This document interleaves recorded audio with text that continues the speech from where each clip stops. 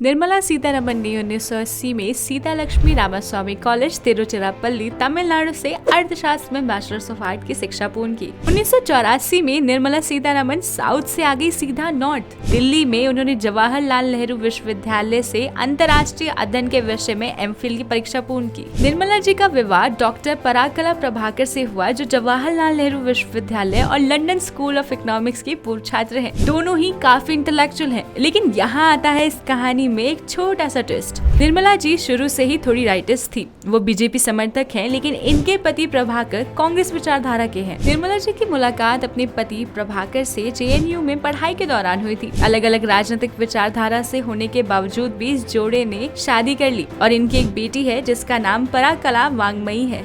जबकि उनके पति प्रभाकर ने तत्कालीन आंध्र प्रदेश के सीएम चंद्रबाबू नायडू के संचार सलाहकार के रूप में भी कार्य किया है। आइए आपको बताते हैं निर्मला सीतारमण जी के राजनीति में आने से पहले के करियर के बारे में। निर्मला जी ने हैबिटेट यानी लंदन में एक घरेलू सजावट की दुकान में एक विक्रेता के रूप में भी काम किया है। उन्होंने एग्रीकल्चर इंजीनियर्स एसोसिएशन के एक अर्थशास्त्री के सहायक के रूप में भी कार्य किया है। वो राष्ट्रीय महिला आयोग के सदस्य भी रही है। 1991 में भारत लौटने से पहले सीतारमण ने कुछ समय के लिए BBC वर्ल्ड सर्विस में भी काम किया है। इसके अलावा निर्मला जी ने लंदन से PhD की है इंडो यूरोप ट्रेड सब्जेक्ट्स में। 1991 में वापस भारत आकर ये संघ से जुड़ गई। इन्होंने RSS में कार्य भी किया है। इन्हें पढ़ने और पढ़ाने का बहुत शौक था, तो इन्होंने हैदराबाद में प्रणव स्कूल की स्थापना भी की है। निर्मला जी 2003 से 2005 के बीच नेशनल कमीशन फॉर वुमेन की सदस्य भी थी। सीतारमण जी 2006 में बीजेपी में शामिल हुई और 2010 में पार्टी की प्रवक्ता के रूप में कार्य करने लगी। 2017 में उन्हें रक्षा मंत्री के रूप में नियुक्त किया गया और वह इंदिरा गांधी के बाद इस पद संभालने वाली दूसरी महिला बनी।